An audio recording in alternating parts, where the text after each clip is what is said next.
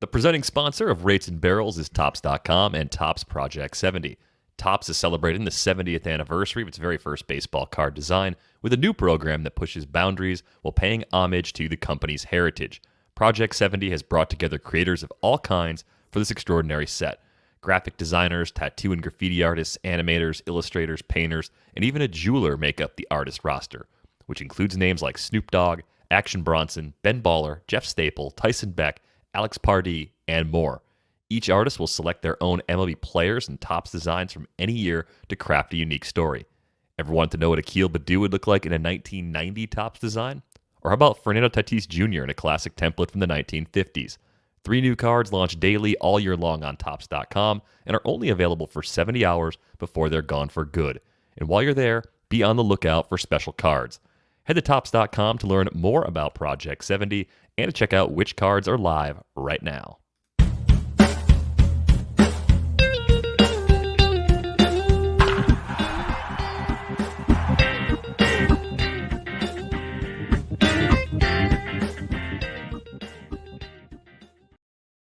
Welcome to Rates and Barrels, presented by Topps. Check out Topps Project 70, celebrating 70 years of Topps baseball cards. Derek Van Riper here with Eno Saris. It is Monday, July 19th. Eno, I saw a picture that you were at the beach, but it was cold because you warned me about this as a soon-to-be Bay Area resident. The weather at the beach in certain parts of the peninsula, it's not the 85-degree scorching day that many of us are accustomed to when we go to the beach. Yeah, I think it was pushing 59 when I took that picture. In July. That's so bizarre. Yeah. I mean, the key is, and the problem is that around 2, if the fog is going to burn off, it does. And so then it gets to about 65. On nice days, it gets to 70, 75 sometimes even out there. But the problem is that everybody sort of knows that. So it gets really crowded at 2. And with kids, sometimes we're just like, hey, let's just go early and be cold. Yeah, you can't swim, but you can at least go to the beach and play in the sand. Yeah, the kids were digging around in the sand. Yeah, and the dogs really enjoy it, even though we can't let them off leash because they're not that great. So we have to kind of run along with them, but they really enjoy just the different sensory stuff. So yeah, it was a good day. They're a work in progress. They're good boys. They're learning to become good boys. That's what I would say. Right? Yeah. Trying. Yeah. You saw firsthand what it's like. And oh my gosh, it's happening. It's white behind you. You can see you're already packing. The teardown has begun. Possessions are making their way into friends and families' homes, giving things away as much as we possibly can, donating stuff. And I've kind of danced around this on a bunch of episodes. I am moving to the Bay Area. My wife got a job out there. So I'm leaving Wisconsin. I've lived here since I was in 8th grade. So it's been a long time. I've been either near Milwaukee or near Madison pretty much for all of my life at this point, at least all of the years I can remember for the most part. So it's going to be strange to leave. Actually leaving in 2 weeks already. Yeah, in 2 weeks I'll be partway to California already. Happens to be the Bay Area, so Eno and I will be pretty close and probably get to do some more fun like live events and different things we've hinted at before. So definitely exciting times, lots of change for me, and things will keep disappearing out of the backdrop if you're watching on YouTube. As you miss things, leave a comment for the items that you missed the most from the backdrop, and maybe they will reappear someday. If they hold a lot of value in your heart, maybe I will find room for them in my car. No guarantees, though, because I think it's going to be a tricky process. I want this to be just like this gradual process of the things behind you just being walked off by random people, and you're still podcasting to the last second. Like somebody takes the whole set, and you're like out in the field. It would be pretty funny to see that happen. I can imagine my father-in-law just deconstructing the entire apartment while I record. Like, well, I didn't know that was actually something that would move. That door, he had to move it to get a treadmill out of here.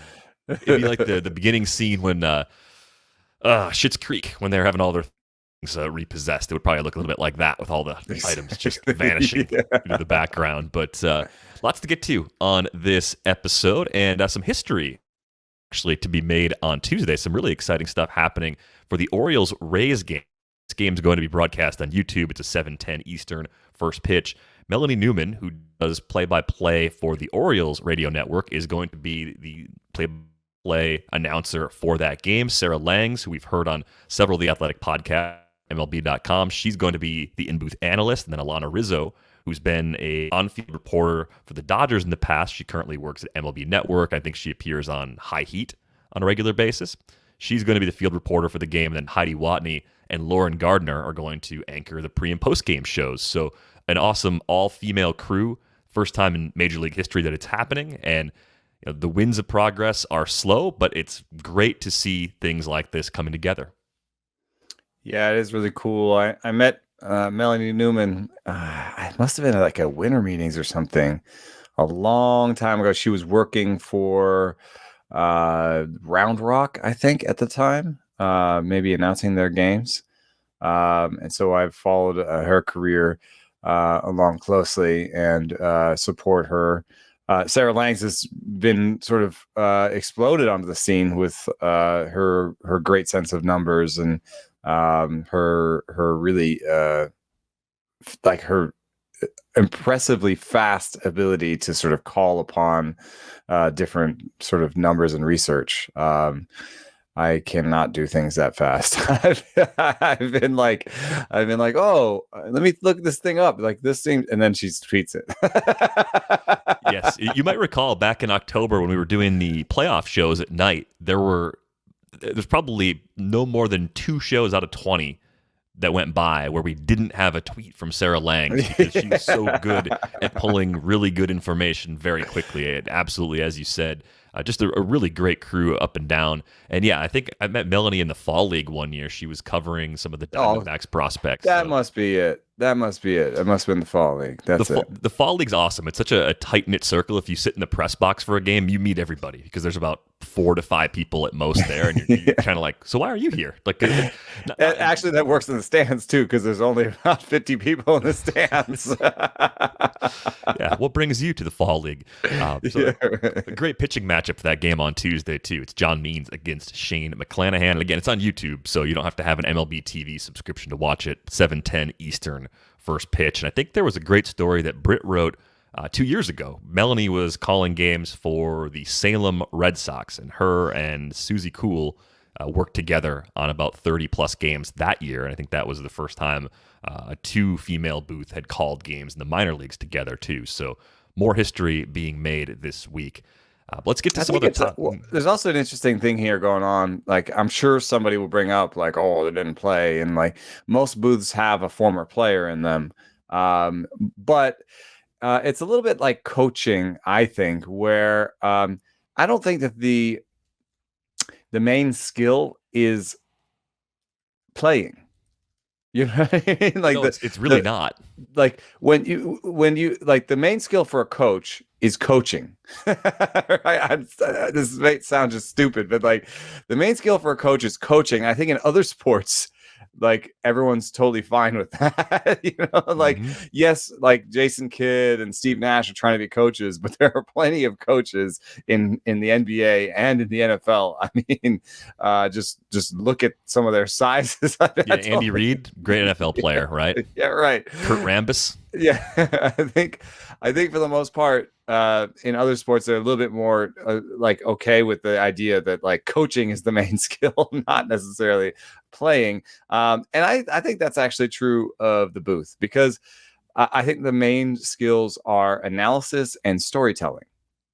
Those are the 2 keys. And I think the best announcers and the best announcers, I think, spend time in the clubhouse getting to know the players and are like, oh, I was just talking to him the other day about blah blah blah, right?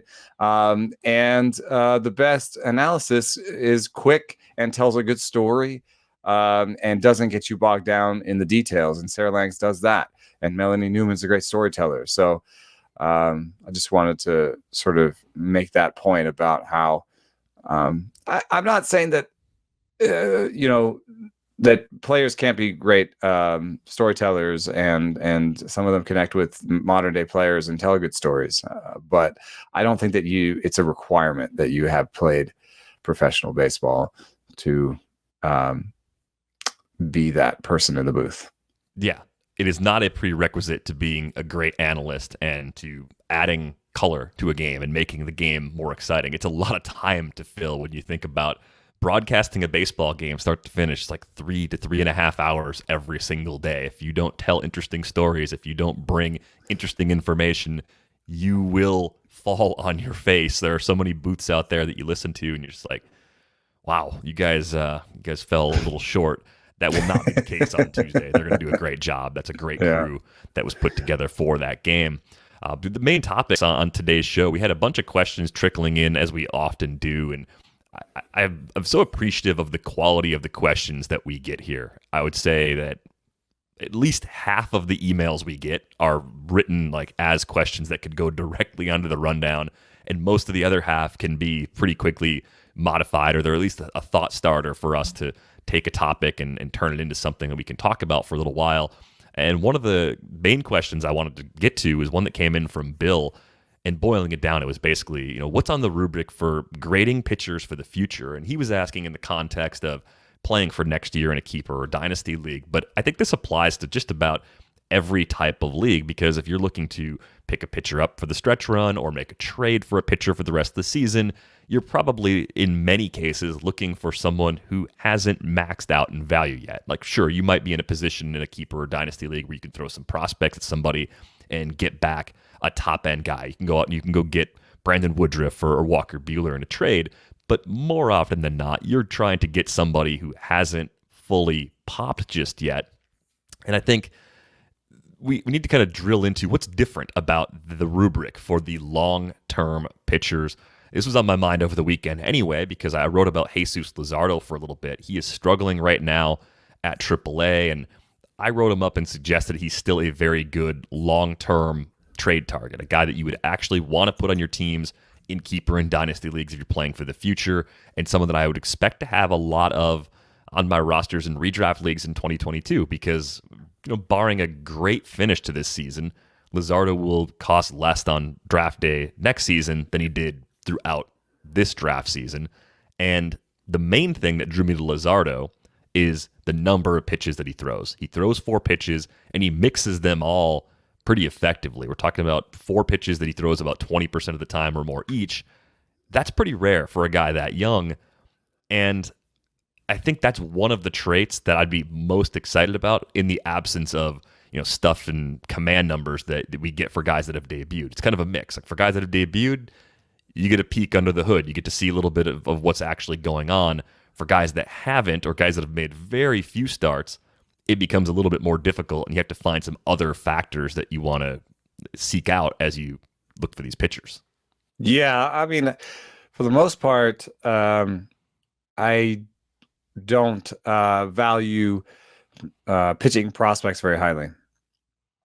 And so when it comes to minor league ones, I would say that almost any reason would be enough for me to pick them off the wire, because there are different ways for pitchers to be good, right? If you focus too intently on one rubric, you're going to miss other types of pitchers that are good. So I would say, like, if a pitcher pops at you for any reason, they're interesting. So if they are even like Alec Mills and that's a major league version, but if you see like a 60 command on a pitcher, right? And good numbers. They're all going to have good numbers, right? In the minor leagues. I mean, Luzardo's having a little trouble right now, but most of these pitchers are going to have good numbers in the minor leagues. It's going to be like, why do I pick this guy up over this guy? And I would just say, look for something that looks elite. So if they have 60 command, pick them up. If they have a 60 fastball, pick them up.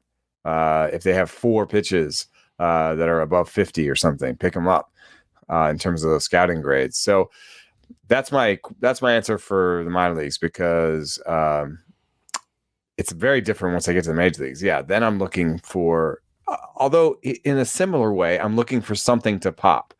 So I'm looking for an elite command number or elite stuff number.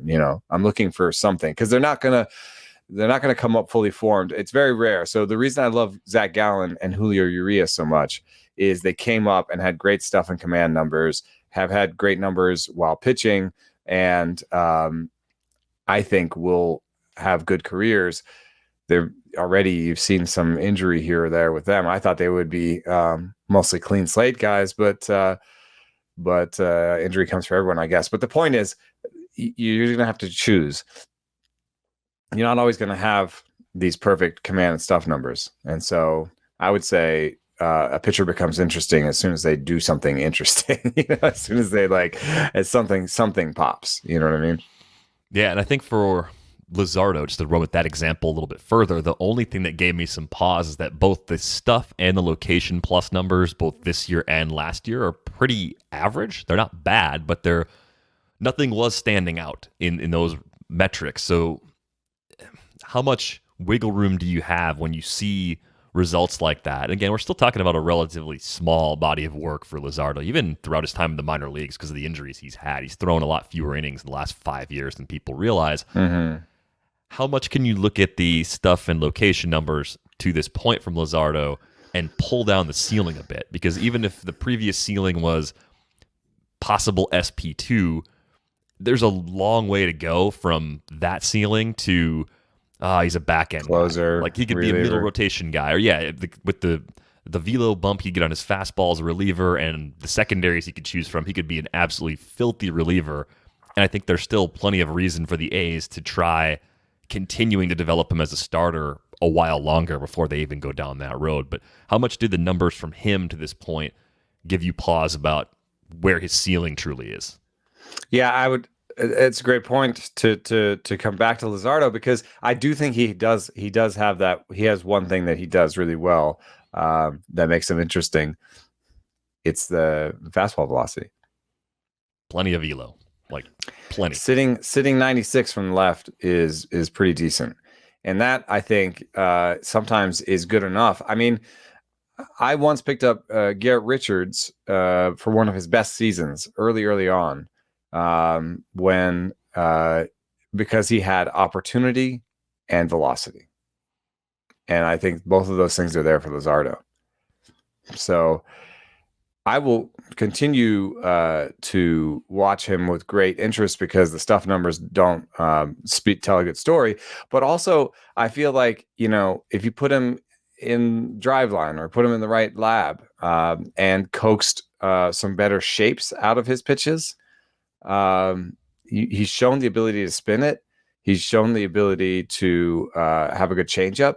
So I think I would get him in the lab and be like, we're going to work on a cutter and a slow curve, and we're going to put instead of the slurve that you have going, we're gonna try and put some distance between these two and to give you two breaking balls. And that's what I would work on with him. And I think he could probably do it. So there could be like a new Jesus Luzardo who has a better stuff plus number because he's changed the shapes on his pitches. But it all started because he's 96 and can spin it a little bit. So. Yeah, and I wonder if that's just a transformation that has to happen over a winter as opposed to something he's going to pick up during his time in the minors. I mean, he could come back and give them good innings, but it may take several weeks of reshaping those pitches before he's going to be the guy we want him to be. He also may have to go outside of the organization and do what I heard a few minor league prospects say at the Futures game, quote unquote, take his career into his own hands. Yep, we might be at that point for him, but definitely on my list of guys that I'm interested in the long run. But I think Velo, I mean, you have a list of some names here on the rundown. Yeah, I got Michael Kopech, which I think is pretty obvious. Like because he's an injury away from getting that chance for the White Sox. Like they pretty clearly could just bump him into the rotation if they had the need to do it. I think Nate Pearson and Spencer Howard are still they're always stuck together in my mind. I think it's because they've missed a lot of time with injuries. They both throw hard. Howard's arsenal is probably a little deeper, so I think that's one thing that would lead me to want Howard more than. But Pearson has that plus velo, right? And then you think about the park factors, like pitching in Philly is really tough, and so those guys are still on the radar for me. Like if you're not playing for this year and you're looking to the future, obviously they're bouncing back and forth, like right around big league ready. They make some sense. I think one of the harder guys to figure out right now is Matt Manning, because this has not been a good start to his career. Home runs have been a problem for him at AAA. They've been a problem for him in limited time. He's been in the big leagues. He's had arm injuries. Is this the kind of guy you'd say, you know what, there's too much going wrong. I'm not actually going to trade for Matt Manning. I'm not going to buy low on him, long-term buy low on him, because I'm seeing too many red flags to actually feel good about it. I mean, there were some red flags in his, what is it called? His progress through the minor leagues in terms of injury and results. And I think some people were already sort of pulling back, even on the scouting front, from having him as a, as a standout guy. The Stuff Plus tells a story of, a pretty good slider, pretty good changeup, but around league average, and then a bad fastball, pretty bad fastball. So I don't know. That's an oft told story. The one thing I would say that makes Matt Manning leap off the page for me is his home park. In his last start, he threw fewer fastballs too, and he got his overall Stuff Plus up to 96. So I think somebody with okay command and league average stuff in that ballpark is still interesting to me. So sometimes it can be he's a tiger. That is the thing that makes me interested in them. Well, and I think maybe the shape of Tarek Skubal's early career numbers has given me a little more optimism with Manning than I might have otherwise. And Skubal's still having trouble keeping the ball in the park, even though he's pitching a lot better. I think over the last 2 months, Skubal's got a 3.55 ERA, a 126 whip, 65 Ks, and 50 and 2/3 innings. I mean, that's in a normal year. That's like good SP3, maybe even SP2 sort of production from Skubal. And he's given up 28 homers and 120 big league innings so far. That's a staggering home run rate for him. So, I mean, is this an organization we should trust with pitching? Is there a reason to trust them? And again, the park is obviously part of this too, but maybe that should factor into the analysis. I think what Skubal and Mize are telling us is that their major league pitching coaching is better than their minor league pitching coaching. If you think about how Mize and Skubal arrived in the big leagues and then how their stuff looks now, they've both undergone fairly large transitions, right? Yeah, Skubal changed up his pitch mix a lot already. So did Mize, man. I mean, Mize changed the shape on his fastball and changed the shape on his hard breaking ball and went to those more than his changeup. Like, he came up as like the guy with the amazing splitter, right? And then in his second year, he came back. He's like, no, I have a really great breaking ball, and my four seam is actually good now, and I'm not going to be a sinker guy. So I would say their major league pitching coaching is good. Their home park is great, and Matt Manning still has some velo, and he's now working with the guys. So I'm not saying that Matt Manning is going to do the Mize Skubal. He probably seems the least one to bet on of the three, but makes him the easiest to get, though. Right, and there's a lot of those, what makes him interesting. He at least has that's my rubric. Does he do something interesting? And in this case, I would say being a Tiger, having velo, and working with that major league pitching coach are good enough things to make me interested. The other name I was going to write up in the column this weekend that I chickened out because it was just about long-term buy lows is Jackson Kowar, who continues to pitch well at AAA, but he had one of the most disastrous starts to a big league career that I can remember. I mean, just literally could not get the ball into the catcher's mitt on every pitch. That was the problem, right? He was bouncing stuff, and he was all over the place. His AAA numbers are still good, and stuff in command numbers are not good. But who's this again? Jackson Kowar. Yeah. I mean, he was so bad that I don't think you can even look at stuff in command because he only threw 5 innings, and he wasn't even throwing he wasn't executing pitches in the most literal sense. I'm tempted to say he's a pretty smart buy low because he continues to dominate AAA. Minor league results, I think, do carry some weight. And what's interesting to me about him, well, the opportunity. It's wide open. They have that need for pitching. So I think he gets a chance before the season's over and probably looks a lot better the second time around with the Royals once they give him that chance.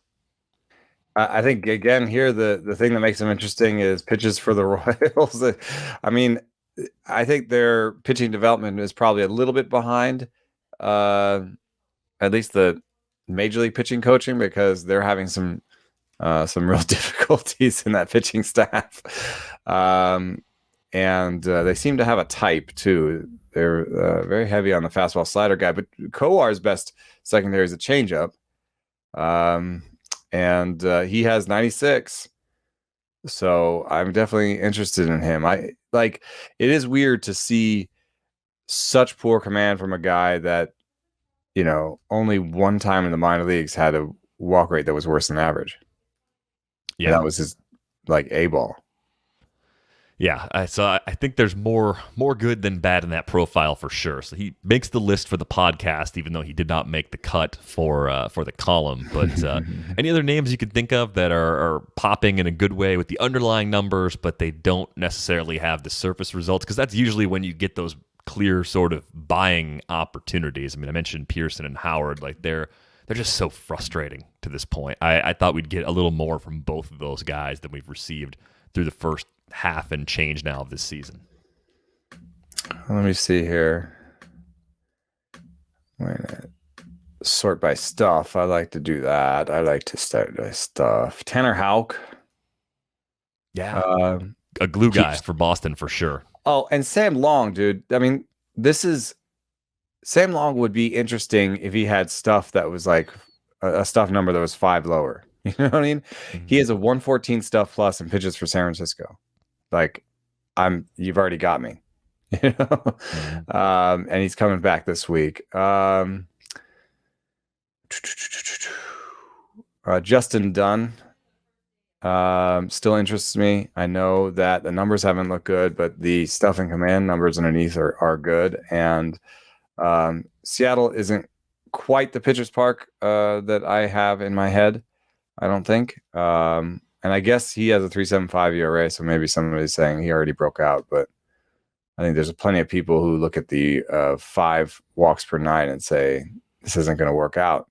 Command Plus says it's a league average command. Yeah. So I do like Dunn. As long as he gets healthy again, I'm in on Justin Dunn. Long is a great call because I think the lack of prospect pedigree, the fact that he's already 26 years old, those two things alone kept the interest down in him when he first came up. He's on the IL with a back injury right now, but I think he's going to give us good innings when he comes back. I think the Giants need him to provide good innings too. He's kind of an extra nice little piece to put into that rotation mix. Yeah. Still love Austin Voth. Still love Christian Javier, although the command plus number is low and the team seems to be okay with having him as a reliever. They're treating him weirdly, I think. Still have some love for Jameson Taillon.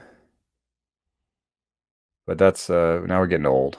Yeah, definitely getting a little older here. I mean, I think the Javier thing is interesting because he'd be the other type of pitcher that fits. We're looking for something interesting, be that velo, above average pitches, above average command, right? You want something, some standout skill. Javier, I think, does have standout pitches, and he doesn't have the role right now. But even though, and I think the stuff numbers back this up, Luis Garcia is better than Christian Javier. Christian Javier might be good enough to stick as a starter when there is an opportunity. And those guys who are the next guy up, especially this time of year, this is a great time to trade for Christian Javier in a keeper or dynasty league, because if the winter goes by and we have injuries, something changes in that depth chart, and it becomes clear that he's going to be a starter going into next season, it will cost a lot more in February or March to go out and make a deal for him or to draft him than it will to just simply make that move in a long-term league for him right now. And I think he is their next option into that rotation if they lose anybody. Yeah, and then there's the two Baileys, Falter and Ober, that have their... Well, Falter's having a harder time nailing that roll down, but people don't believe in Ober. The thing that makes them both interesting is standout command. that's maybe not what people expect when they see Ober, who's like 7 feet tall. But both of them also have a little deception in the way they release the ball, like a lot of extension basically. And so I think they're good to point out because they don't have prospect pedigree. They don't leap out the page on stuff or velocity, but they do something that can make them interesting. Yeah, so hopefully that gives a nice general rubric for people out there in long-term leagues or even those just looking for undervalued arms potentially for the final part of the season. Saving money in fab, always nice to do that if you can, or saving pieces in trade, also very helpful if you can pull that off. It's funny. I just think of this. I had this one legendary year in Devil's Rejects where in the draft, so after we'd kept, it's 20 teams, 28 keepers. So after we kept all those players in the draft, I drafted Dallas Keuchel, Carlos Carrasco, Jake Arrieta, and Garrett Richards. All in the sort of 600 to 700 range, all the year before they broke out. I mean, they all had that the next year, they all had great years. And I did them all. Like somebody was like, well, what was the rubric or whatever? And I was like, well, Dallas Keuchel had a pitch mix change. I don't know if people remember. He used to throw a curveball and then he went to a slider, I think. And I could spot that in the results and with the pitch mix change, I was like, he's a lot better than his overall numbers suggest. Jake Arrieta and Garrett Richards, I said, well, these guys throw really hard and they both have opportunities. They both are going to go into the rotation. And then Carlos Carrasco was like, this guy has multiple pitches, throws hard, and used to have prospect pedigree. Yeah, that was the rubric, really. New orgs too, I think, kind of factor in there. I mean, Carrasco getting out of Philly and going into Cleveland, and Arrieta back in the day leaving Baltimore and going to the Cubs. I mean, new coaching, like just a new, even if it's a new pitching coach on their own team, I think new coaching is a big deal. Yeah, and double the impact if you get the new coaching and pair it with an easier league and or improved park factors, which I think like Jake Arrieta especially. Yeah, like all of the things got better for Arrieta. Left Baltimore. Oh, he's interesting. Thanks a lot for that question, Bill. It was a great thought starter for today's show. We're all trying to eat better, but healthy breakfast doesn't have to be boring. Magic Spoon has the amazing flavors you love, but without all the bad stuff. 0 grams of sugar, 13 to 14 grams of protein, and only 4 net grams of carbs in each serving, and only 140 calories a serving. It's keto-friendly, gluten-free, grain-free, soy-free, low-carb, and GMO-free. And you can build your own custom box. Available flavors include cocoa, fruity, frosted, peanut butter, blueberry, and cinnamon. Go to magicspoon.com/rates to grab a custom bundle of cereal and try it today. And be sure to use our promo code RATES at checkout to save $5 off your order. Magic Spoon is so confident in their product, it's backed with a 100% happiness guarantee. So if you don't like it for any reason, they'll refund your money, no questions asked. Remember, get your next delicious bowl of guilt-free cereal at magicspoon.com/rates and use the code RATES to save $5 off. Thank you, Magic Spoon, for sponsoring this episode. If dreams of vacations and enjoying the fun of life are turning back into a reality for you, don't let concerns over financial setbacks keep you from saying yes. Credit Karma helps keep your financial goals in check, so you won't have to hit pause on a good time ahead. Credit Karma's game-changing technology shows you tailored offers for credit cards and personal loans that you're more likely to be approved for, so you can apply with more confidence. They use your credit and other financial information to show you custom recommendations. Whether you want cash back, travel rewards, or to consolidate debt, Credit Karma can help you find the offers that fit your goals. With a selection of options and approval odds, you have the power to make informed decisions. Credit Karma. Apply with confidence. Go to creditkarma.com/podcast to learn more and find offers tailored just for you. That's creditkarma.com/podcast, or you can see your offers on the Credit Karma app. Apply with confidence today. Go to creditkarma.com/podcast or the Credit Karma app.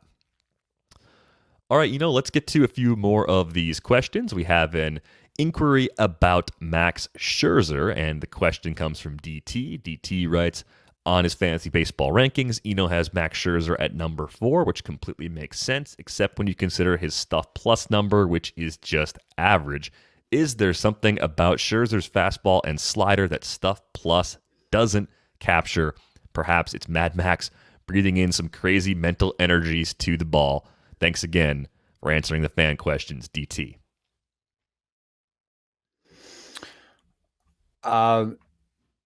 So Max Scherzer actually has a good stuff number now. we did an update to it, and it's kind of fascinating. We added spin efficiency as a feature, and the reason we're doing this is I think ideally you would break spin into two components, and then have some sort of idea of how much the ball spins horizontally and then how much it spins vertically. And if you did that, you might be able to find out about how different spins interact with each other, right? But we threw in spin efficiency as a proxy for that because spin efficiency is just how much of the spin is captured in the movement. But I think it's mostly judged by vertical movement. So spin efficiency is a stat that points at the relationship between vertical and horizontal spin. I think you could almost express it in spin axis, the same information. But in any case, spin efficiency gave us Max Scherzer's slider as a standout pitch. So now with spin efficiency in there, Max Scherzer's slider is a 121 stuff plus slider, a very good slider. And I'm looking right now at the feature interaction between the velocity on the slider and his spin efficiency. And there's a grouping of really good pitches that are hard sliders that are gyro sliders. That's basically what he throws, which is a slider that doesn't have a lot of movement, but has a fair amount of spin. And so the harder he throws that slider, the better it is. Which is interesting because he also has a cutter, but that's just the truth. So when I look at his stuff plus card now, I see 4 really great pitches, and the changeup that was supposed to be his bread and butter when he came up is his worst pitch now. But it's a 90 stuff plus, so it's still like a decent pitch. So what makes Max Scherzer good? We didn't give his slider enough credit because it's a gyro slider that doesn't move, quote unquote, as much as other sliders, and the spin isn't turned into movement, but it's still very good. I think what we're seeing from Max Scherzer's slider has good late movement, because if you throw a gyro slider that spins like a bullet and doesn't move a lot, as the sort of pitch as the arc of the pitch changes, right? Like when you throw it, it's going sort of it's like going it's going parallel to the ground, right? But as it approaches the plate, the pitch is now it takes on like a curve, right? Like it gets going closer to the ground. And as that trajectory changes, the ball will capture more of the spin and move. So if you have a high spin pitch that's not moving at this trajectory, when it gets close to the plate and it's falling, the trajectory changes, and so therefore it'll capture some of that spin and move. So there is actually like a scientific basis for the thing that players have been telling us has existed all along, which is late movement exists. I don't care what your stupid machine says. Late movement exists. And now we're like, oh, yes, look at this machine readout. He's right. Late movement exists. So I think that's Scherzer. Scherzer has a gyro slider that doesn't, quote unquote, move a lot, but has late movement, and our recent update captured that. But he's also a guy that has 4 or 5 pitches, right? And the like telling the difference in just in numbers between Tyler Glasnow and Max Scherzer is very difficult, because you have your sort of 2 elite pitch guy. You know, he was better when he added the 3rd pitch, but you have a guy who has 2 elite pitches, Patrick Corbin. You know, when they have 2 elite pitches, how does that age? How does that look compared to a guy like Max Scherzer who has a lot of pitches? So I think if I'm betting on someone long term and I want to like sign a pitcher in my dynasty league or something, I want them to have a lot of pitches.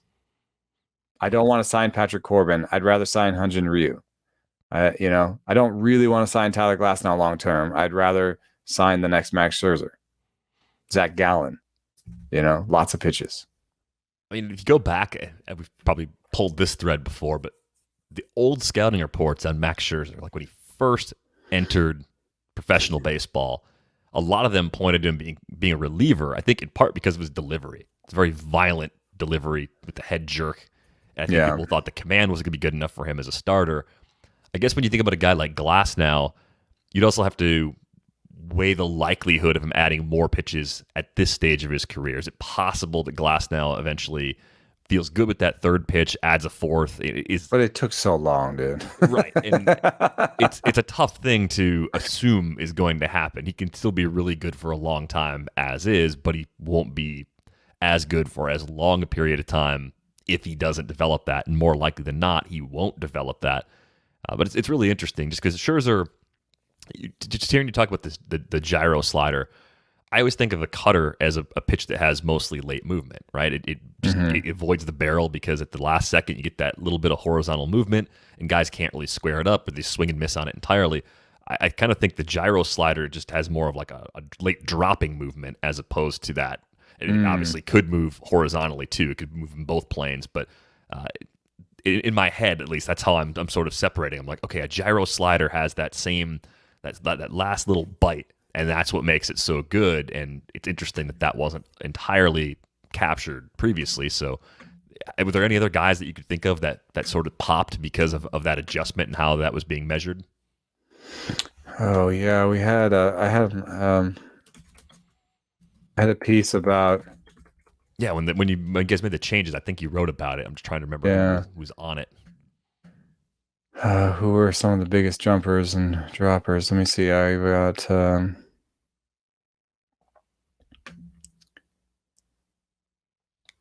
see if it has here. Biggest stuff plus changes. Sam Long went from terrible to awesome. Flexen Wood got better. Musgrove got worse.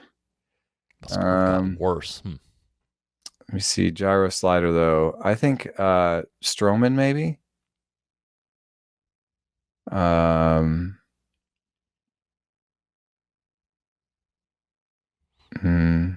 just wonder how many of those guys have a propensity to induce a lot of weak contact too. I would be curious to know how closely those things are tied together. I do think that is part of it. And then one of the other changes we made to Stuff Plus when we made that change and put spin efficiency in was that we also split each of the events that it could predict. So instead of trying to sort of train the machine against run value and just ask the machine what produces the best outcomes, we asked the machine a little bit more specifically, like what produces strikeouts, what produces pop-ups, what produces this, and by doing that, we captured, I think, some more weak contact guys. So weak contact guys that pop for me are Stroman, going from 77 Stuff Plus to 97. Sean Manaea went from 84 to 103 in the update. Alec Mills went down. Jordan Montgomery went from 80 to 97. So there are some weak contact guys in here that improved. But yeah, I don't know. The biggest nut for me to crack now is to figure out how to reward number of pitches, because it's not obvious. Someone could manipulate they could have a better stuff number, but only have 2 pitches and therefore be, not a great guy to bet on. So there has to be some way to do that. And I'm discussing that with Max right now. Any ideas, please send them. Please send them to us. Rates and Barrels at theathletic.com, at Eno Saris on Twitter, at Derek Van Riper for me. You guys know the tags hopefully by now. Thanks a lot for that question, DT. We had a question come in about Chris Sale and expectations for him following Tommy John surgery. And I know Stuff Plus is still relatively pretty new. I'm just kind of curious how much you lose. And we've known for a long time, walk rates are usually higher for guys coming back from Tommy John, right? The control doesn't always come back right away. But what are the expectations for Sale once he rejoins the Red Sox rotation? This could be applied to any number of starters. I mean, if you assume a normal rehab assignment where a guy has all of his pitches and has velo at or near where he was pre-surgery, can he be himself right away, or is that an unreasonable sort of expectation? We have some, actual evidence research that points to the adage that fastball velocity, fastball command is the thing that struggles in the first year. Coming off of Tommy John, like there's actual research out there that quote unquote proves that, or at least underlines that as a true thing. So it's interesting. Like, I think we've talked about Noah Syndergaard, Luis Severino, and Chris Sale all year in different capacities. It is interesting to say, which one would you have bet on to have the best recovery and to be the best in their first year? Because I think they're all great bets for next year. But somebody's going to give some value this year. And I would say this: Sale had the best fastball command going in. Yeah, so if you take some away, that's if you take some away. Yeah, but it is interesting to wonder if you take some away from the guy who like Luis Severino was not good because of his fastball command, right? Right. So what if he comes back and his stuff is there and he's like, well, McCann's a little bit worse, but that was never my thing anyway, so I'm still gonna just throw it by people. And Syndergaard could probably say the same thing, although he has sneaky good command. I don't know if people he always rates it really highly by Command Plus. But I think would it be like that much more detrimental to Sale because he's used to having the fastball command? I think Sale's the best bet of the 3. I hope I thought that going in. I think I was on Syndergaard because Sale was having some early setbacks back during draft season. That's made me think that he might take the longest, and now it looks like he might actually get back. But first. Syndergaard's had like hamstring type, oblique type, like he's had other type injuries of just being a large human type injuries. Yeah, the kind of like the Aaron Judge problems. Yeah. So I'm not that surprised that he's had some issues coming back. But Chris Sale seems super frail, so he seems kind of breakable like a rubber band, but well, he's got you've described body types in the past as whippy. I would say Chris Sale is the extreme of this is a whippy body type. That's true. It's true. And then Severino is more just sort of stocky, but I never liked Severino's mechanics. I try not to mechanic scout because I'm not a guru. I don't say terrible things about people when they're hurt. Oh, I wish they'd burn a W. That's why he broke his leg. Yes, that's why he fell on the stairs carrying deer meat, because of the inverted W. It's the inverted W. I still think it's parody. I'm not gonna lie. I don't think it's a real account. I think it's a long con troll job. Terrible joke, then. But thanks a lot for that question, Mike. There's a question here about J.D. Davis, and it begins, I'm sick of arguing with my friend. J.D. Davis is a fine player, but how good is he really? We're arguing over the small sample size nature of his 577 BABIP in his injury-shortened 2021. As a result, I'm tempted to fade him closer to his 2020, showing a 247 average, which is the only year he carried a stabilized BABIP of 318. My counterpart argues his X-stats point to in 2019 as proof of concept, while I argue that 355 BABIP from that year is equally unsustainable in future seasons because he doesn't have Tim Anderson's athleticism. My question and theory with JD Davis is the sample. Does BABIP influence X-stats, or are they tangible proof of quality of contact that has no bearing on balls bouncing in the right places? Can a player like Davis with great hard hit metrics maintain a 350 BABIP year over year with a 51st percentile sprint speed? How do we balance a BABIP we don't trust with StatCast metrics that we love? Are we both right? Are we both wrong? Or are we just completely incapable of meeting in the middle? Thanks in advance. I might have to bet a 4-pack of Hen House on it. Jordy. Yeah, I mean, it's an interesting question, philosophical question almost. He hits the ball really hard. He barrels the ball well when he's healthy. I guess the question is, how unhealthy was he in 2020? And the answer is regress. So even if you're looking at, his XBA, his expected batting average based on, the angles and velocities he's hit is 338 according to StatCast. Even if you're looking at that, you wouldn't take 338 as his projection going forward, because you'd have to regress in that 2020. That existed. That happened. That 2018 happened. There's other plate appearances happened. So I think the answer is probably around the bat X, 319 going forward. Zips has him at 328 going forward. I would put the over-under on BABIP going forward at like 325. Yeah. And, okay, so if he does that... which is still high. I mean, the Major League BABIP is 290.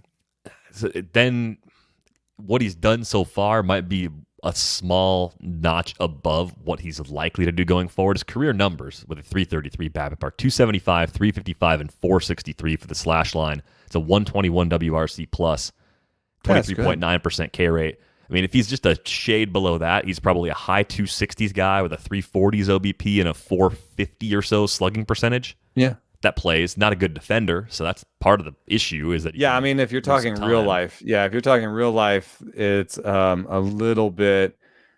If he's like a 115 WRC plus guy with bad defense that should be playing corner, outfield, or first base, the average WRC plus at first place is like 105 or something. So now you're talking about a guy who's just barely above average in real life. Yeah. But in fantasy, he still qualifies at third base. Probably going to hit like 265, 270.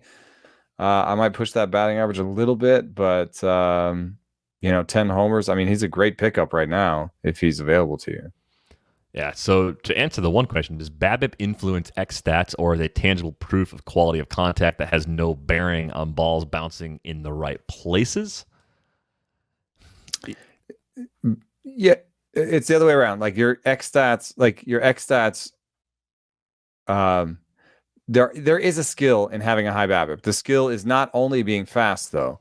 The skill is hitting the ball hard and spraying the ball around the park. Right, and not hitting it into the shift. Like that's the key, right? Can you actually use the entire field and not just be pounding everything to one side of the field? Because that changes a lot about your BABIP and your expected batting average and your overall offensive production.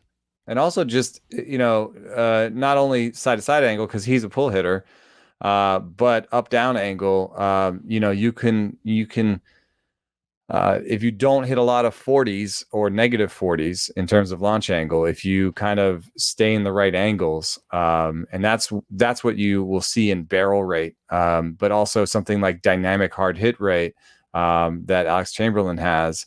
There are certain stats that capture that ability to kind of hit in the right angles a lot. And he seems to have that ability, hitting it hard in the right angles. So, yeah, you can run a higher BABIP if you have those skills. But we just don't project anybody to have a 355 BABIP. I don't think. Like, I can look at the projections right now. I'll even use the BAT-X rest of season projections. So that's like maybe someone is just spanking the ball super hard. Maybe Vlad Jr. or Juan Soto could be close to that just because the way they hit the ball, but that doesn't seem good. It's not showing me, but I'll just do Steamer then. Steamer, I think, has BABIP. And while you're pulling that, I mean, look at Davis's spray chart from 2019. That's power to all fields. That's every type of batted ball hit in just about every direction. So I think he's a very good hitter and a pretty poor defender. And I would love it if he found his way into the AL, or if universal DH happens, then you're not worried about that anymore. I think he could hit enough to be a credible DH for several years. So I think J.D. Davis is actually good as a fantasy player. He is a good fantasy player. He's not quite as good of a real-life player because of these limitations. Well, I am surprised, but I've just discovered that none of the public-facing projections on Fangraphs project out a BABIP. They don't put it on the leaderboard, or they don't project it? I'm sure they project it. I'm sorry if I didn't mean to say it that way. They just don't. They don't give it to player us. Pages. Like, they're tucked in on the player page. Oh yeah, of course they are. Like Davis is at 319 from the BAT-X. That's right. Yeah. So who would you be? Who is like? All right. Let's do it this way. Who's a major league leader in BABIP over the last 3 years? Who would you guess? Major league leader in BABIP. Geez, I think Tim Anderson, who was mentioned in the question, might be the leader. He is 395, and Moncada is second, 377. Turner is third. So there's a lot of speed there. Alec Bohm, though, is fourth with 350. That's not a speed demon. Brian Reynolds is sixth, 347. Nelson Cruz is your almost J.D. Davis type, I think. Just a guy who hits the ball hard in the right angles. Yeah, where's he at? 341, 11th. But let's look at Anderson, because he has the highest one, 395 for his career, or for the last 3 years, and he's projected to have, there you go, a 346. That's about the highest projected BABIP I've ever seen.